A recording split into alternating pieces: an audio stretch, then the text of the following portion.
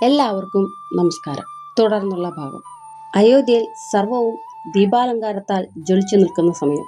ഭഗവാൻ ശ്രീരാമൻ സീതയോടും ലക്ഷ്മണനോടുമൊപ്പം അയോധ്യയിലെത്തി. എങ്ങും ആഹ്ലാദം തിരതല്ലി. സ്തുതി പാടകരും വാദ്യഘോഷങ്ങളുമായി അയോധ്യ നഗരം അവരെ വരവേറ്റു.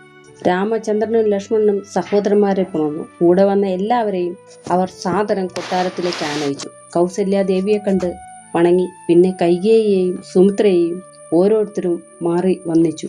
എല്ലാവരും സന്തോഷത്തോടെ കണ്ണുനീർ വാർത്തുകൊണ്ട് മക്കളെ മാറോടണച്ചു. ശേഷം ഭരതൻ ഇങ്ങനെ പറഞ്ഞു: ഇനി വൈകാതെ തന്നെ വസിഷ്ഠ മുനിയെ കൊണ്ടുവന്ന് ജ്യേഷ്ഠൻ രാമന്റെ പട്ടാഭിഷേകത്തിനായി എല്ലാം തയ്യാറാക്കുകയെന്ന്. രാമനും അത് ശരിവെച്ചു.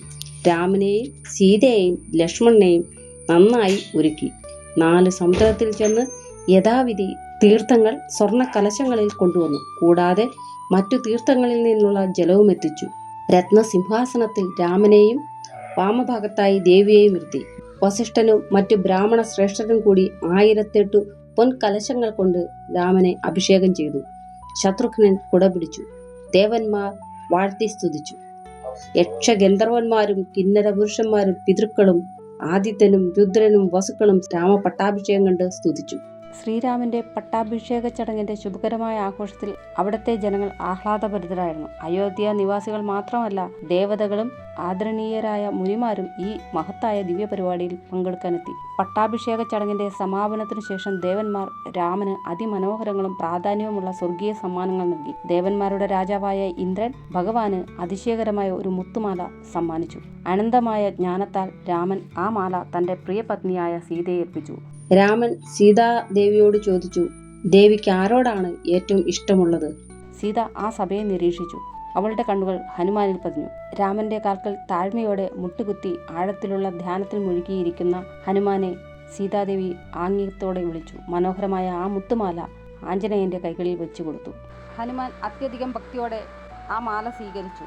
തുടർന്ന് നിശബ്ദമായ ഒരു കോണിലേക്ക് നീങ്ങി. അവിടെ എല്ലാവരെയും അത്ഭുതപ്പെടുത്തുന്ന രീതിയിൽ അദ്ദേഹം മാല പൊട്ടിച്ച് ഓരോ മുത്തും സൂക്ഷ്മമായി എടുത്ത് വായിൽ വെച്ചു കടിച്ചു, പിന്നീട് ചവച്ചു തുപ്പി.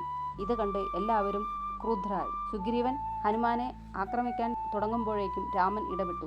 ഹനുമാൻ ഒരിക്കലും കാരണമില്ലാതെ ഇങ്ങനെ ചെയ്യില്ലെന്ന് പറഞ്ഞു.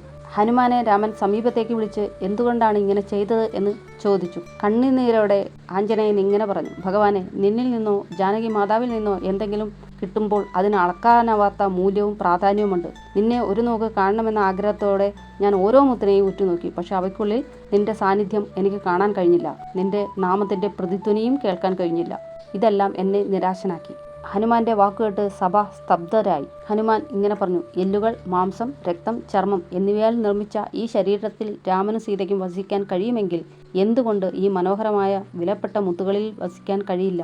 തന്റെ പ്രസ്താവന ശരിവെക്കുന്നതായി ഹനുമാൻ അത്യധികം ഭക്തിയോടെ സ്വന്തം നെഞ്ചു കീറി കാണിച്ചു കൊടുത്തു. അവിടെ തന്റെ ഹൃദയത്തിന്റെ ആന്തരിക കോവിൽ അചഞ്ചലമായ ഭക്തിയുടെ സിംഹാസനത്തിൽ രാമനും സീതയും. ആ ദർശനം കണ്ട് എല്ലാവരും അതിശയിച്ചു. കൈകൂപ്പി നിന്ന മാരുതിയോട് രാമൻ ചോദിച്ചു: നിനക്ക് വേണ്ടുന്ന വരം ചോദിച്ചോളൂ എന്ന്. അപ്പോൾ ഹനുമാൻ ഇങ്ങനെ പറഞ്ഞു: അങ്ങയുടെ നാമവും ചരിത്രവും ഉള്ള നാൾ വരെ ഈ ഭൂമിയിൽ വാഴുവാൻ എന്നെ അനുഗ്രഹിക്കണമെന്ന്. അങ്ങനെ ശ്രീരാമന്റെ അനുഗ്രഹവും വാങ്ങി ഹിമാലയത്തിലേക്ക് ഹനുമാൻ തപസ്സിനായി പോയി. ഗുഹനെ വിളിച്ച് ശൃംഗിവേരത്തിൽ തന്നെ സ്മരിച്ച് യഥാവിധി ഭരിക്കുക എന്നും പറഞ്ഞു. സുഗ്രീവനെയും അംഗദനെയും മറ്റു കവികളെയും അനുഗ്രഹിച്ച് കിഷ്കിന്ധിയിലേക്ക് അയച്ചു. വിഭീഷണനെ ചിരകാലം ലങ്കയിൽ വിഷ്ണുപൂജ ചെയ്ത് ജീവിക്കുക എന്ന് പറഞ്ഞ് അനുഗ്രഹിച്ചയച്ചു. സീതയോടൊപ്പം രാമൻ അശ്വമേധയാഗങ്ങളും ചെയ്ത് വളരെ സന്തോഷപൂർവ്വം അയോധ്യയിൽ വാണു.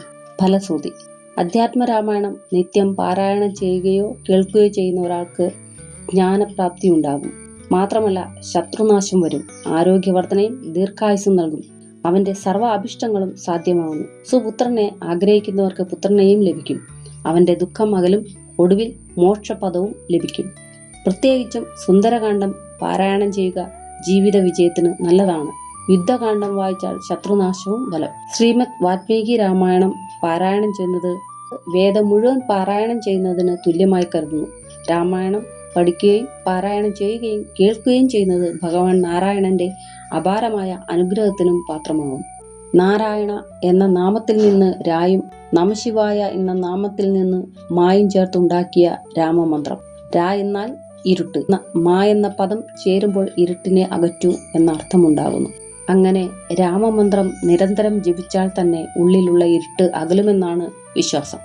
ഇതോടെ കൈലാസത്തിൽ വസിക്കുന്ന ഭഗവാൻ ശ്രീ പരമേശ്വരൻ ശ്രീ പാർവതീ ദേവിയുടെ ഭക്തി, ശ്രദ്ധ, വിനയ പുരസ്സരമുള്ള ചോദ്യത്തിന് ഉത്തരമായി ശ്രീരാമതത്വം ഉപദേശിക്കുന്നു. അങ്ങനെ ഭഗവാൻ പാർവതീ ദേവിക്ക് പറഞ്ഞു കൊടുക്കുന്നതായ ആ രാമതത്വത്തെ വാൽമീകി മഹർഷിയാൽ എഴുതപ്പെട്ടതും ശാരിക പൈതലിനെ കൊണ്ട് പാടിച്ച് ലോകത്തിനായി സമർപ്പിച്ചിട്ടുള്ളതുമായ ഒരു മഹാഗ്രന്ഥമാണ് രാമായണം എന്ന് പറഞ്ഞുകൊണ്ട് സസന്തോഷം രാമായണം എന്നാൽ കഴിയും വിധം പറഞ്ഞുകൊണ്ട് ഭഗവാൻ ശ്രീരാമചന്ദ്രന്റെ തൃപ്പാദങ്ങളിൽ സമർപ്പിക്കുന്നു.